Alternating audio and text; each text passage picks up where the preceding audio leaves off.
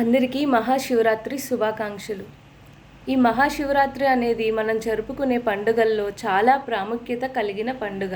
ఈ శివరాత్రి రోజు అందరూ తెల్లవారుజామునే లేచి పరమేశ్వరుడి ఆలయానికి వెళ్ళి స్వామి దర్శనం చేసుకుని అర్చనలు, ఆరాధనలు, అభిషేకాలు అర్పించుకునే అతి ప్రాముఖ్యమైన రోజు. అలాగే ఈరోజు ఉపవాసం, జాగారం. శివరాత్రి అంటేనే ఉపవాసం, జాగారం మనకి గుర్తొచ్చేది.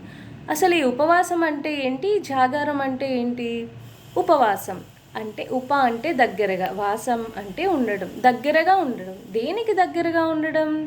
పరమేశ్వరుడికి దగ్గరగా ఉండడం, భగవంతుడికి సంబంధించిన విషయాలకి దగ్గరగా ఉండడం.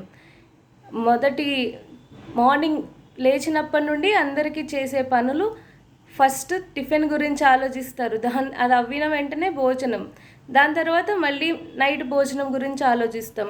రోజంతా ఈ వంట చేయడంలోనే అయిపోతుంది కాబట్టి భగవంతుడి ఆరాధనకి ఇది ఒక అడ్డంకిలా ఉంటుంది కాబట్టి ఇలాంటి పర్వదినాల రోజున ఉపవాసాలు చేస్తారు. అలాగే ఇది ఒకటే కాదు, ఆరోగ్యానికి కూడా ఉపవాసం చేయడం వల్ల చాలా మంచి జరుగుతుంది. కాబట్టి ఉపవాసం అంటే భోజనం మానేసి టిఫిన్ చేయడం కాకుండా భగవంతుడి ఆరాధనలో భగవంతుడికి దగ్గరగా ఉండడం అని అర్థం.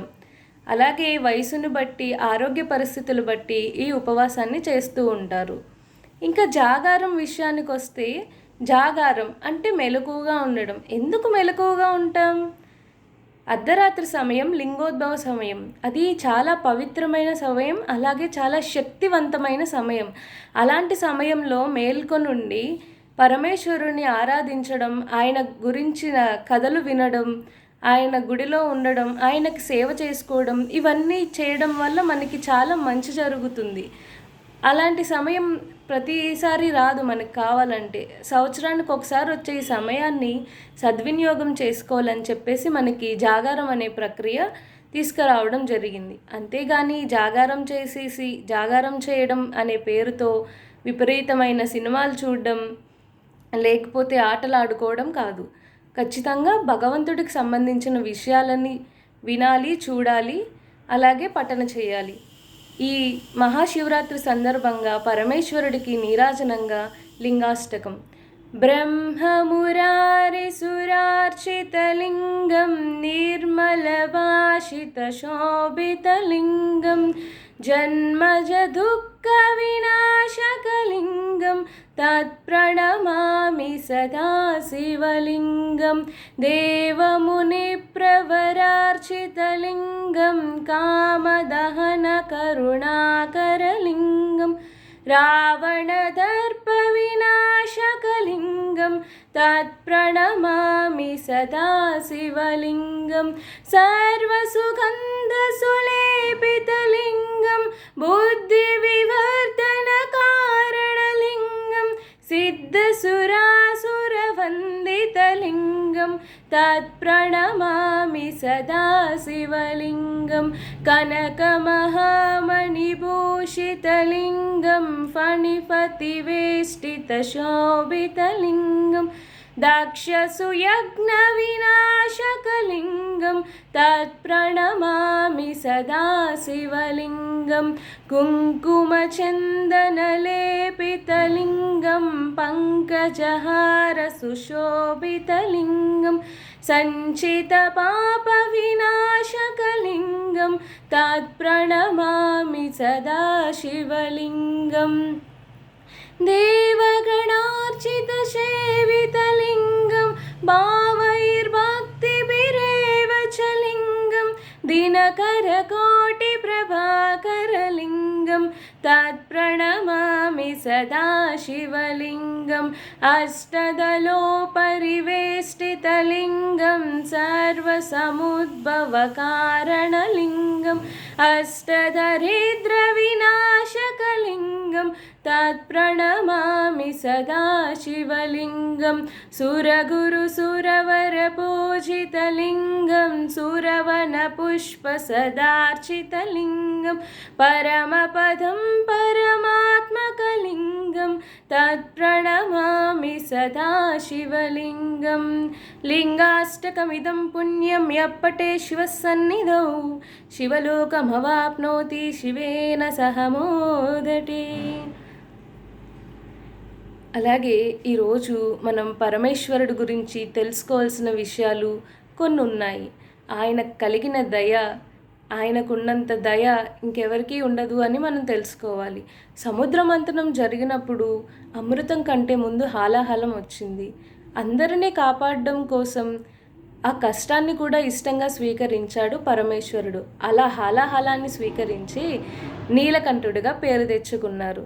అలాగే మనం ఈరోజు గొప్పగా పిలుచుకునే గంగానది, విష్ణు పాదోద్భవి అయిన ఈ గంగానదిని భూమి మీదకు తీసుకురావడానికి భగీరథుడు చాలా ప్రయత్నం చేశారు, విశ్వ ప్రయత్నం చేశారు.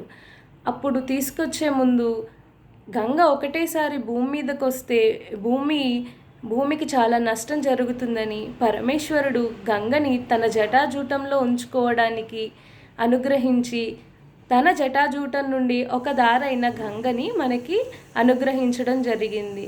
ఇలా చూసుకుంటే పరమేశ్వరుడు ఎంత కరుణామూర్తి, అందరి శ్రేయస్సు కోసం తను కష్టపడడానికి కూడా చాలా ఇష్టపడతాడు.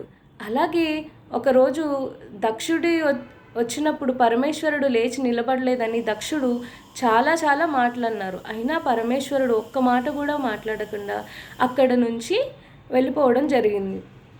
మహాత్ములు వాళ్ళని ఒక మాట అన్నా కూడా వాళ్ళు పట్టించుకోరన్నమాట.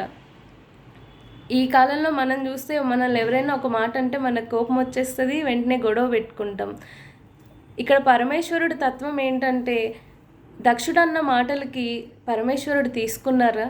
లేదు. ఆయన గురించి ఆయనకు తెలుసు కాబట్టి మౌనంగా వెళ్ళిపోవడం జరిగింది. ఇంకా మనకి పరమేశ్వరుడి వాహనమైన నందికి ఈరోజు మనం చాలా ఆరాధన చేస్తాం. కొన్ని చోట్లయితే నంది చెవులో చెప్పి పరమేశ్వరుడికి వినిపిస్తుందని చెప్పి నందికి అందరూ చెప్తారు, నందికి ఆరాధన చేస్తారు, ఈరోజు నందిని సేవిస్తారు. అదే నంది రోడ్డు మీద తిరుగుతూ ఉంటే ఎవ్వరూ పట్టించుకోరు. అంటే ఆంబోతు ఇలాంటి రూపాల్లో తిరుగుతున్న నందీశ్వరుణ్ణి పట్టించుకోవడానికి ఎవరూ ఇష్టపడట్లేదు. అవి మన ఇళ్ళ దగ్గరకు వస్తే వాటి మీద నీళ్లు చల్లో లేకపోతే వాటిని కొట్టేసో పంపించేస్తాం. అదే ఇలాంటి రోజుల్లో వస్తే నందీశ్వరుడు వచ్చాడు మా ఇంటికి అని చెప్పేసి దానికి అవసరం లేనకుండా ఎక్కువ పదార్థాలు పెట్టేసి దాన్ని ఇబ్బంది పెట్టేస్తాం. అలా సంక్రాంతి రోజు వస్తే గంగిరెద్దు వచ్చింది మా ఇంటికి అంటారు. కృష్ణాష్టమికి వస్తే అబ్బా కృష్ణుడే వచ్చాడు మా ఇంటికి అంటారు.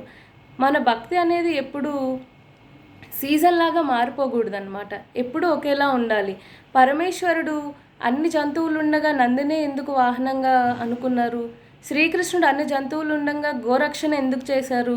గోవు చాలా గొప్పనైనది. వీళ్ళందరూ మనకు చెప్పాలని చూసేది గో సంరక్షణ. మనకి సంబంధించినంత వరకు, మనం చేయగలిగినంత వరకు కూడా మనం గో సంరక్షణ చేయగలగాలి. కుదిరిన వాళ్ళందరూ దయచేసి గోవులని రక్షించండి. అలాగే ఇంకొక విషయం మాట్లాడుకోవడానికి వస్తే, మన వల్ల ఏమవుతుంది, ఒక మనిషి చేయడం వల్ల ఏమవుతుంది, ఏం మార్పు వస్తుంది అని అనుకుంటాం. శ్రీరాముడు రామసేతుని నిర్మించినప్పుడు ఒక ఉడత తన భక్తిని చాటుకుంది. ఉడత అనుకునుంటే ఈరోజు ఉడత మీద శ్రీరాముడి చేతి చిహ్నాలు ఉండగలుగుతాయా? ఉడత ఏం చేసింది? సముద్రంలో మునిగొచ్చి ఇసుకలో పొర్లి ఆ ఇసుకను తెచ్చి వారధి మీద వేసేది. అయినా కూడా దాన్ని శ్రీరాముడు ఎంత గొప్పగా అనుగ్రహించారు. మనం ఏం చేయగలం అన్నదానికన్నా మన సామర్థ్యానికి తగ్గట్టు మనం చేయగలిగితే అది భగవంతుడికి చాలా సంతోషాన్ని ఇస్తుంది. అలాగే ఒక మనిషి ఏం చేయగలరు అనుకుని పొట్టి శ్రీరాములు గారు అనుకునుంటే ఈరోజు మనకి ఈ తెలుగు రాష్ట్రం ఉంటుందా? ఉండదు కదా. అలాగే ఇప్పుడు చూస్తే ఇంకో విషయం, సోషల్ మీడియాలో ప్రతిదీ వైరల్ అవుతూ ఉంటుంది. ఇప్పుడు ఈ జాగారం ఎంతమంది చేస్తారు? యువతకి ఎంతమందికి ఈ జాగారం గురించి తెలుసు? జనవరి 1 చేసుకుంటారు కదా అర్ధరాత్రి మెలుకొని. జాగారం ఎంతమందికి అవగాహన ఉంది? మనం ఎంతైతే వెస్టర్నైజ్ అవుతున్నామో ఇండియన్ కల్చర్ని అంత మర్చిపోతున్నాం. ఇండియన్ కల్చర్ గురించి తెలుసుకోవాల్సిన అవసరము, బాధ్యత మనకి ఖచ్చితంగా ఉంది. ఖచ్చితంగా అన్ని జీవరాశుల్ని ఆదరించాల్సిన అవసరం కూడా ఉంది. పరమేశ్వరుని చూస్తే మెడలో పాము ఉంటుంది. వాహనం నంది ఉంటుంది. అలాగే అమ్మవారి వాహనం పులి లేదా సింహం ఉంటుంది. అలాగే విఘ్నేశ్వరుడి వాహనం ఎలక ఉంటుంది. ఇంకా మన సుబ్రహ్మణ్య స్వామిది నెమలి ఉంటుంది. పులికి ఆవు దొరికితే పులి ఊరుకుంటుందా? నెమలికి పాముకి పడుతుందా?